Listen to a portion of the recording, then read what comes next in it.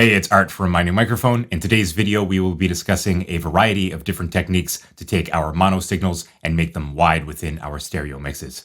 Having a nice, strong, wide stereo mix is a sign of a professional mix, and so it's important for us to not only rely on our stereo tracks to get that width, but also to be able to do things with our mono tracks in order to get that stereo width as well. So that's what this video is all about. Now, stereo width, put simply, is the differences between the left and the right channels in a stereo mix. And so anything that we can do to a mono track to make it sound different in these two channels will effectively give us width. Now, we know how powerful and sonically interesting having a nice wide mix can be. However, before we hop into the digital audio workstation in today's video, I should stress that if we try to make everything wide, then nothing will ultimately end up being wide. And so it's important to have that contrast of having a very strong center mono image in order to have that width and to have a strong mix that will translate. In fact, I will often actually take stereo tracks and make them more mono or less stereo in order to achieve a stronger center image so that I can push other elements out and make my mixes wider ultimately. I actually have a video dedicated to mono compatibility. I'll leave a link to that down in the description box below if you are interested in checking that one out before coming back to this video. But with that, let's hop into Logic Pro and discuss the multitude of ways that we can get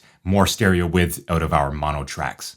All right, here we are inside of Logic Pro to talk about a few different ways of getting more stereo width out of our mono tracks. So the first thing I want to touch on as a sort of primer for stereo width is panning. And so the easiest way to do this immediately is to just pan my talkback microphone right here.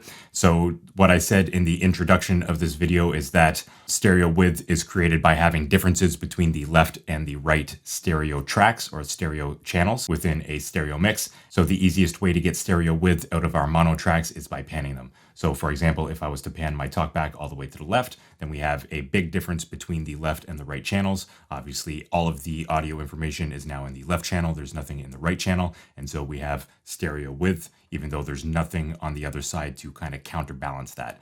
On the opposite end, I can pan my voice all the way to the right. So we have, again, that difference between the two channels, the left and right stereo channel. And so we do have width in this case, even though, again, there's nothing to counteract my voice on the left-hand side in this case. So let's bring this back. I just wanted to get that out of the way first before we move on.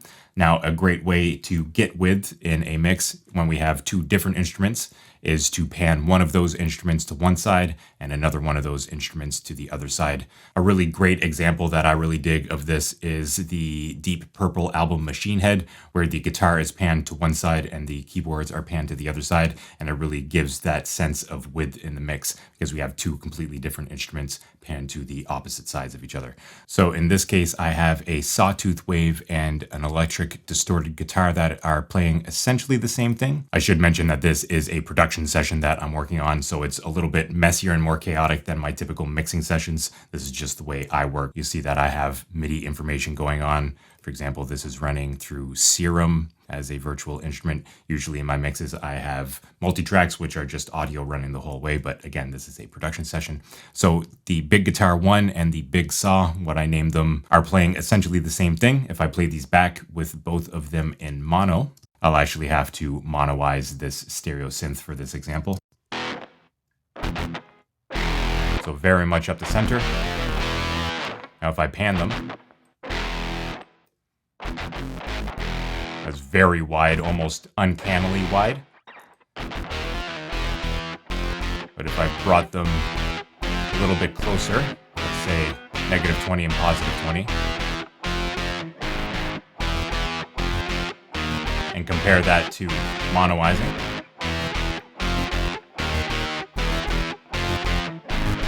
you hear there that there's a bit of stereo width, and that is one way of getting stereo width out of mono tracks by simply panning them about the stereo panorama and having, again, that contrast between having some information of one instrument in the left-hand side and some information of another instrument in the right-hand side.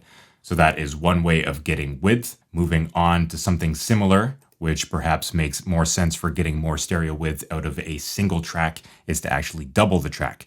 So by muting the big saw right here and opening up the second guitar, we effectively have a doubled track right here. So I played this guitar riff and then I basically played the same thing. Now I don't want to just copy this because then there won't be any differences when we end up panning these to the opposite sides. So for example, if I was to duplicate this and then copy this track down, so now we have complete duplications right here. I could solo these two, and I will play them both back in mono. So very monoized. And because they are the exact same, if I was to pan them, we would still hear it as mono because, again, there are no differences between the left and the right channels.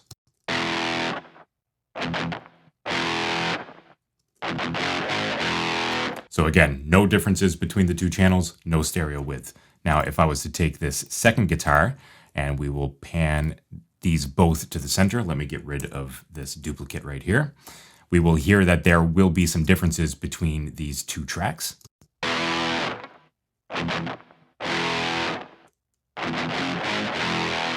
And I could have recorded those a lot more tightly. You can hear some of the phase issues. If we zoom in, we can actually see the differences in the waveforms right here. So I would have to go back and re-record this to make it a bit tighter, but I think it works fine for demonstration's sake for this video. So we definitely have different waveforms right here. And now if I was to pan, say, the big guitar 1 all the way to the left, big guitar 2 all the way to the right, play this back, we would definitely hear some stereo width. Contrast that with mono.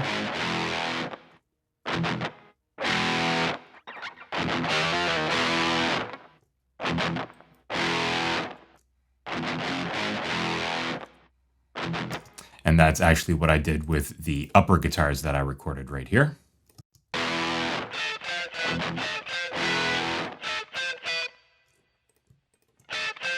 If I was to collapse these to mono,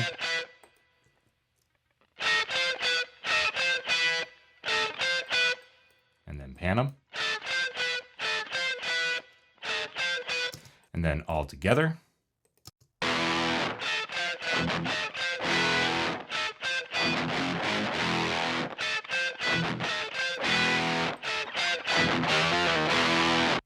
So these two guitars right here are playing the exact same part. These two guitars are playing the exact same part. However, I double tracked them, so there are going to be differences between the waveforms. So if we zoom in, we even see that there's a bit of a delay seemingly in some of these hits. And so we will hear these as being different between the left and right channels. Of course, I'm hard panning in this instance. You don't always have to hard pan. I do prefer a sort of LCR style panning, which is left, center, right. So things are either hard pan, hard left to the center or hard right.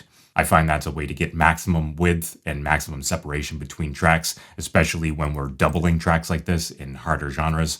But you absolutely do not have to go all the way out to the extremes. I'm just doing this for example's sake in this case. But once again, I am doubling these tracks, actually playing them a second time so that the waveforms will be different. And then when it comes time to pan them to separate sides, we can get that stereo width out of a single track, so to speak. It's the same musical information, just duplicated and then panned out wide. So that is one way of getting stereo width out of the mix.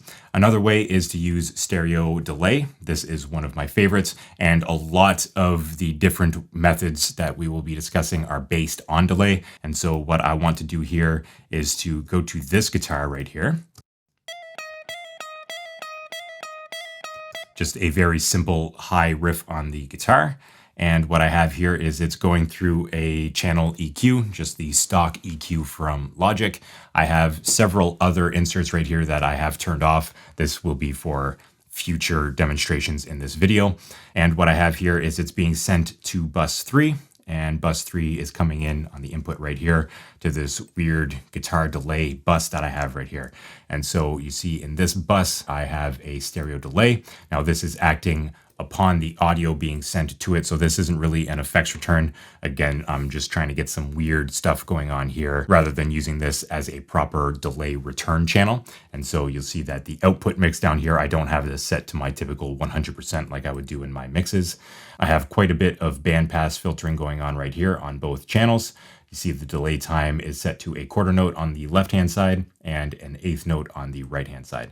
So this is going to give me, again, some differences between the left and the right. For instance, if I had this set to an eighth note as well, feedback both at 35, the same amount of mix, then this would only give me mono information because, again, there would be no differences between the left and right channel. So if I played this back,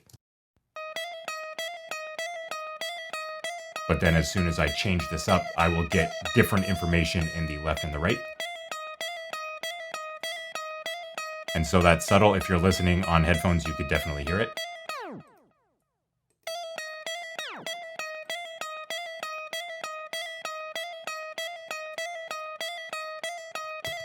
And so that is one way of getting stereo information from a mono channel, that is sending it to a stereo delay. So another way we could do this is actually just sending it to, say, bus 17. I'll bring that up. I'll go over here to bus 17, call this stereo delay, and I can add any delay. For example, let's go Arteria, delay brigade stereo. I'll give some different information between the left and the right. How about ping pong? And we will unlink these and have a listen here.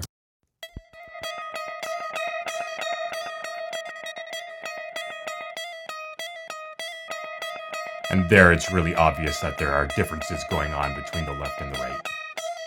But that is just an example right there. It's a little bit more subtle in this case, but there is a lot more to be uncovered here with the flanger, verb, EQ, and the Haas effect, which we will touch on momentarily.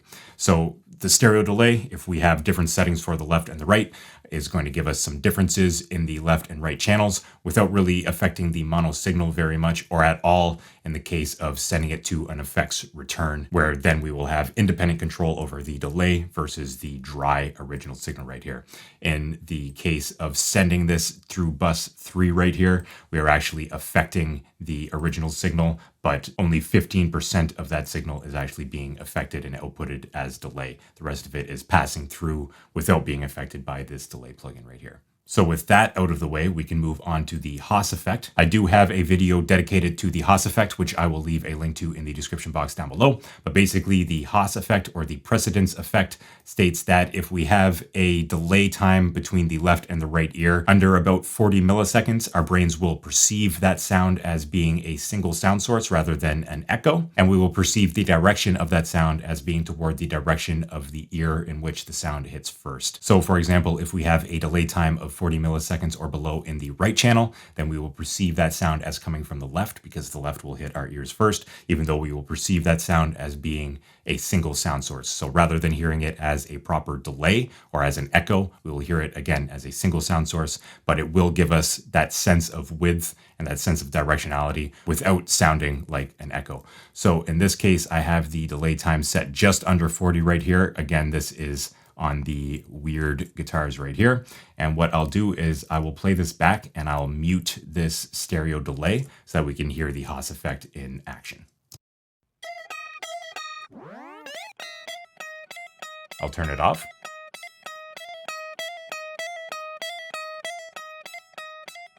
So it's very subtle. You see that I'm modulating the delay time there. That's for a bit of bonus points. Again, I'm trying to make this weird in the context of the mix. This is very mono. And the Haas kind of widens it out without making it sound as if it's delayed at all. Now you see there when this jumped up, we did hear it as a delay. If I bring this back. So for that brief moment when this shot up to about, what would it be? About 69, 65 seconds there. At that point, we heard it as a delay, but otherwise when it's under 40, we hear it as a single sound source. Again, I will leave a link to the video where I go into detail about the Haas effect, but this is just a really cool way of bringing out a bit of stereo width from an otherwise mono source. So in this case, I have the stereo delay going into the Haas effect, which gives us even more interest in terms of stereo width. Let's have a listen back.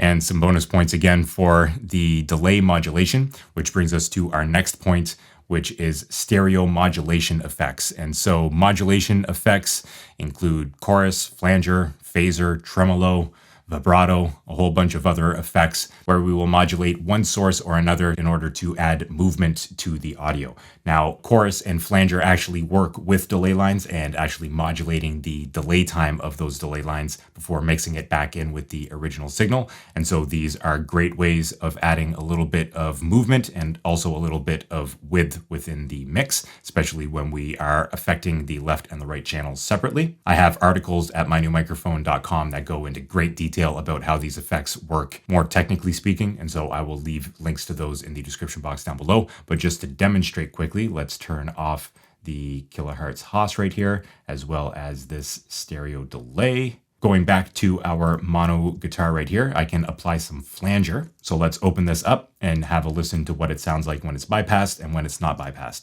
Now, the thing with stereo flanger is that we want some differences between the left and the right. And so in the flanger BL20 by Arturia, in this example, we have this button right here, the reverse sweep op 2, which reverses the sweep direction on the right channel. So this is a way to get that stereo effect. So let's listen with it off and then I'll turn it on.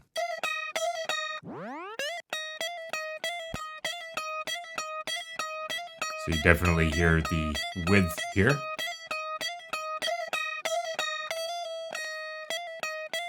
Monoized and then stereoized. Now let's turn this reverse off. Much more mono. So we are affecting the left and the right very much more similarly right now. And if I reverse this, we're affecting the left and the right differently and therefore getting some stereo width. The same can be said for chorusing.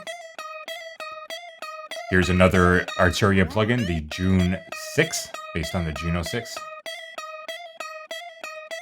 And here what we want to do is adjust the phase offset between the left and the right. So if this is 0 degrees, very much mono. And as I make some differences in the degrees between the left and the right, makes it more and more stereo.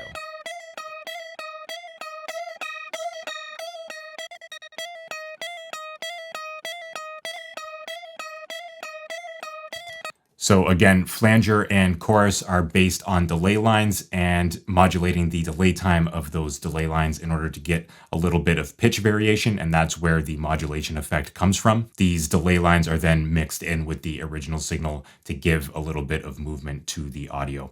Now, when we duplicate these lines, whether it's the original or the delay line or multiple delay lines in the case of some choruses, and we pan these out, then that's when we can get stereo width from a single mono input. And so we have a mono input and then a stereo output in the case of these plugins right here.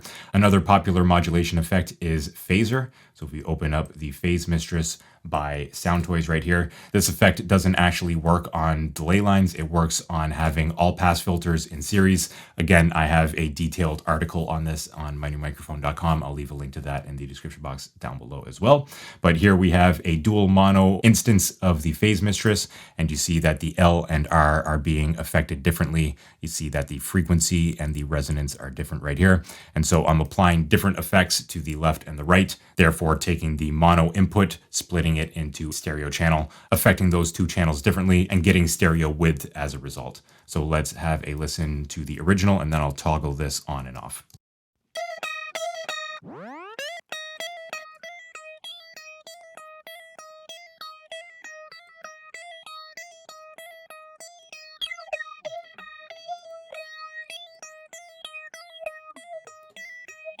Now, if I was to couple this so that they are both the same, then we're right back to mono.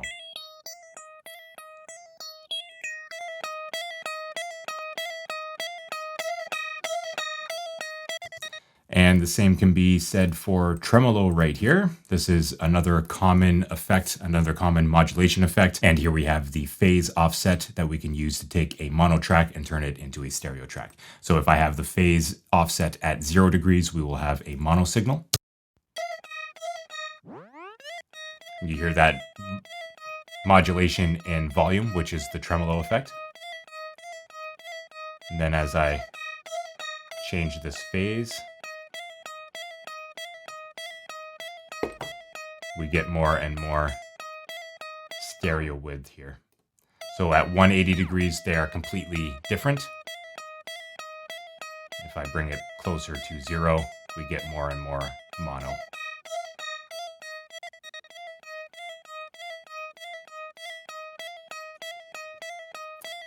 And really, any effect that we can use that allows us to control the left and the right channels differently will give us some stereo width. So it's not only these modulation effects. I can even go here to a channel EQ even and have this dual mono channel EQ where, let's say on the left channel, I want to boost around 1800.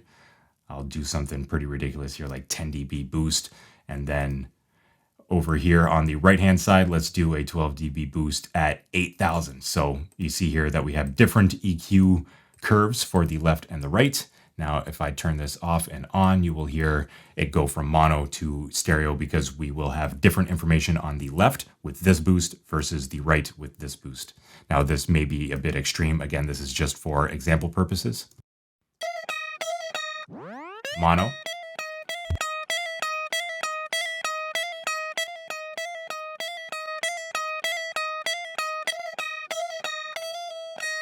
So that one's a little bit more subtle, but you can definitely hear it, especially if you're wearing good headphones or you have good stereo monitors. And of course, we can use a bit of distortion to get the same thing. Again, here we have differences between the left and the right. Now, this one is going to be much more subtle, but we can still have a listen for example's sake.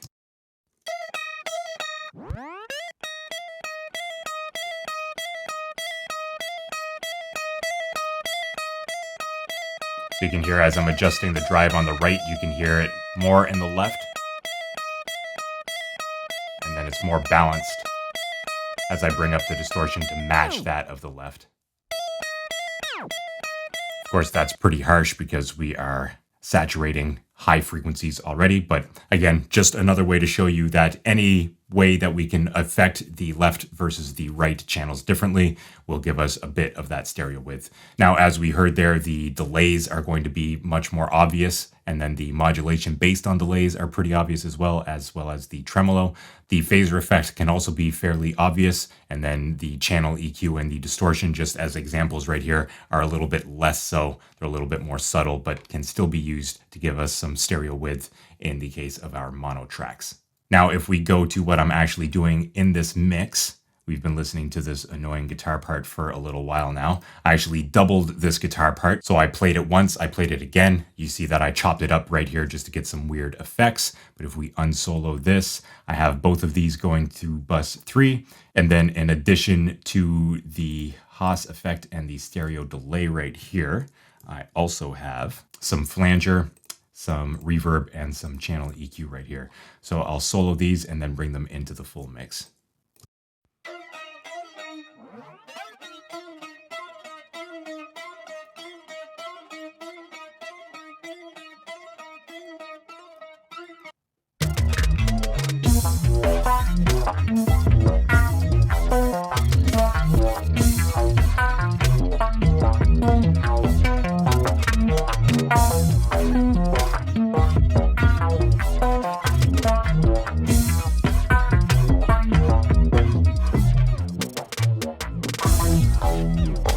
And then I have some automation going on right here with the big synth or the bass synth that I have right here. I believe this was actually my acoustic guitar going through a whammy pedal down 2 octaves, and then I added a bunch of weird effects right here. But if we open up the automation, we see that I have the panning going on right here. It was actually turned off there, but the panning right here, because I have this delay in the right-hand channel pushing this bass a little bit to the left, and I wanted the bass to be more monoized or more to the center, even though I want a stereo image. And so I panned it a little bit to the right in order to offset a little bit of that. And then as I am increasing the delay right here, you see that I am pushing it a little bit further just to try to keep it in the center image right here. So if we have a listen to this, we can see the automation going on right here with the Haas effect, and we can hear it in our headphones or our stereo monitors getting wider and narrower depending on the automation.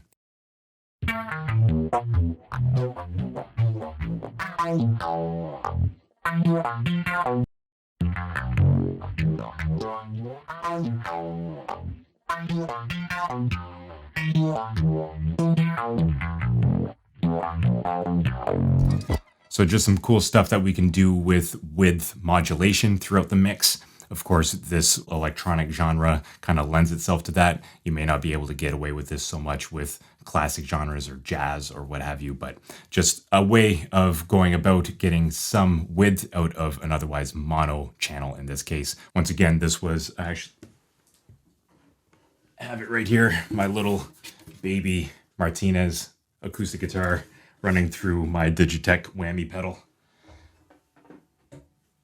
So that was very much a mono signal coming in, and then I'm widening it a whole bunch with a bunch of different effects that we've talked about. Moving on, we have opposite side delay and reverb. This is one of my favorites, and what I can do here is go perhaps back to the first section. This guitar, for example, panned all the way to the left.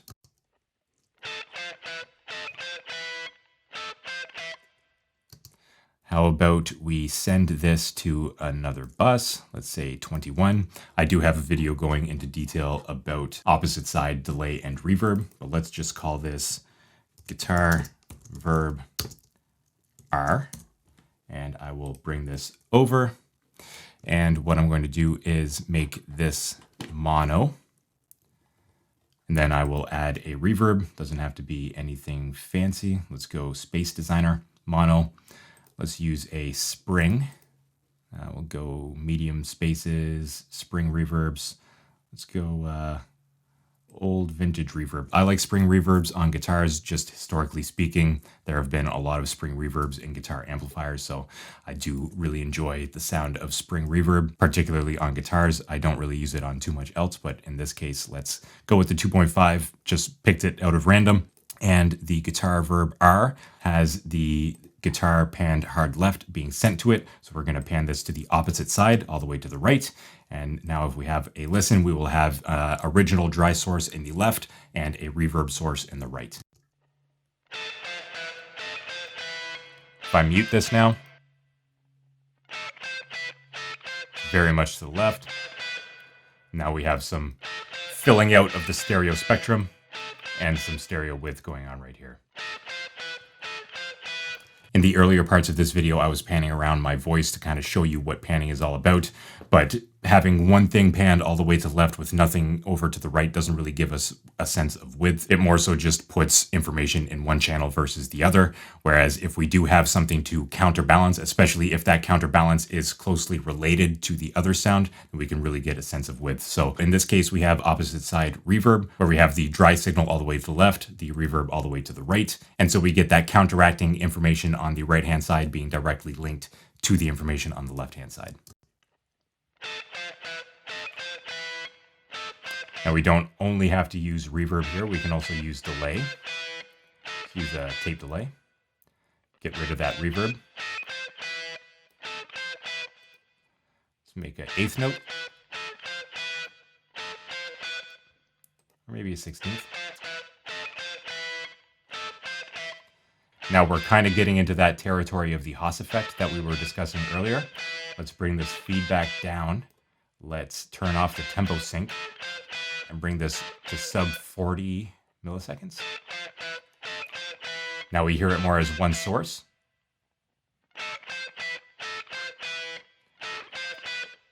But now, above 40, we hear it as two distinct sources.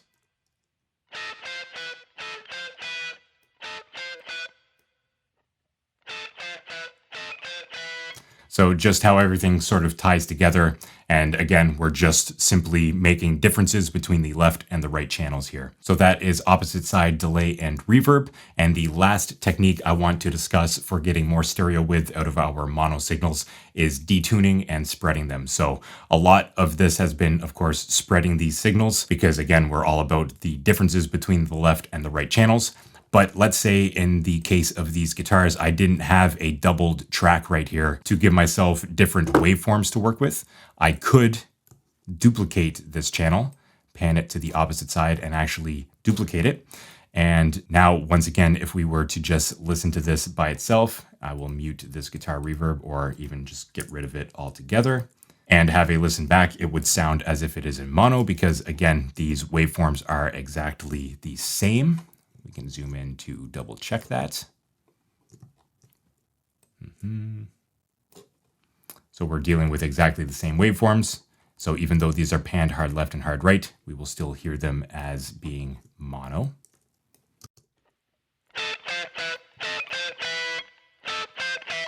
But what if I detune them? By detuning them and having them panned out, this will effectively give me differences between the left and the right channels.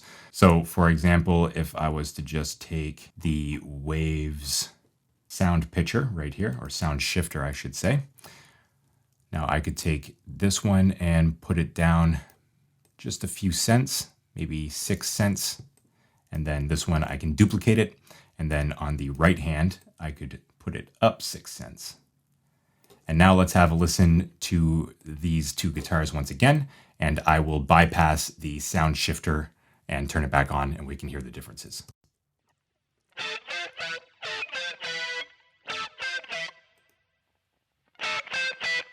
So, mono.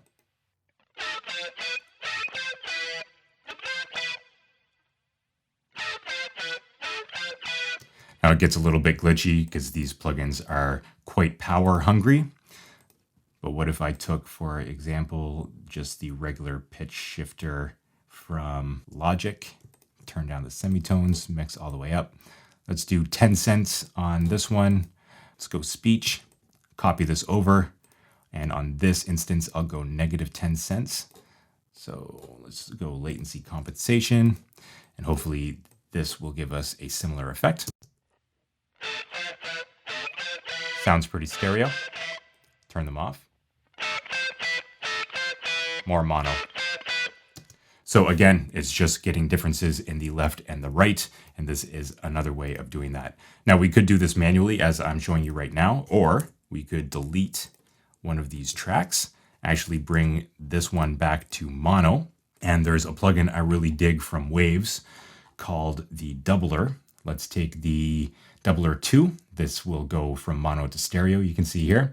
So we are turning this mono track into a stereo track with this plugin, so mono in, stereo out. You can see here that we have our direct signal, which I can turn on or off. So let's turn that off. And then we have these two extra voices right here.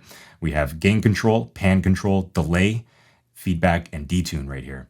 So I just gave you an example of detuning. So right here we have +6 cents on voice 1 and -6 cents on voice 2. That was the first thing I showed you.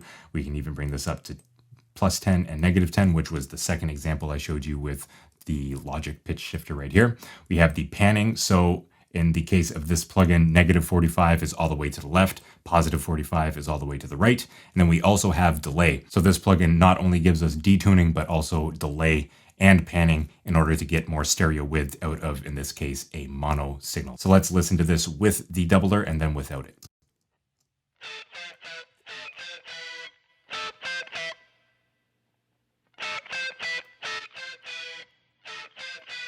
It makes it super easy and super obvious that we are getting more width out of this mono signal. This is one of my go-to plugins. If I have, say, vocal harmonies that are panned up the middle that I want to push out to the sides, I will often reach for this doubler. And if I am given something to mix where I don't have a double of a performance that I can use to give a bit more width, I'll often reach for this one to give me that effect. It's super easy to use, and I cannot recommend the Waves doubler enough. It's something that I use more than most plugins in my mixing and in my production. So this is definitely something to look out for if you want to get more width out of your mono tracks. So those are just a few techniques I have to share with you in order to get more stereo width out of your mono tracks. Of course, once we get things stereoized, we can use stereo widening plugins to either increase the stereo image or narrow it a little bit. I'll actually often narrow the stereo image rather than try to make things wider, just in order to get more of that mono compatibility. Be sure to watch for phase issues whenever you are dealing with widening plugins, because because again, their whole job is to make differences between the left and the right channels, which can often lead to destructive interference when we sum the entire mix back to mono. So just be aware of those phase issues. And once we get our mono sources stereoized, we can also utilize mid-side processing in order to get a little bit more or a little bit less width within our mix with our typical processes such as EQ, compression, saturation, and the like. So that's what I've got for you here inside of Logic Pro. All right, I hope that you found this video informative, and I would encourage you to try out all of these techniques in your future mixes to get more stereo width out of your mono tracks. If you'd like to learn more about mixing, I do have a free mixing guidebook available. It will be the first link in the description box down below. Sign up to my newsletter and I'll send you a free copy right away. It goes through my entire mixing workflow to help you make the right decisions at the right times and ultimately improve your mixes. So once again, the first link in the description box down below. If you'd like to hang out with me here on YouTube a bit more, I would encourage you to hit that subscribe button to check out one of these videos up here. One will be YouTube recommended and one I think will fit this video quite nicely. So check out one of those, hit the subscribe button, and I'll talk to you soon. Cheers.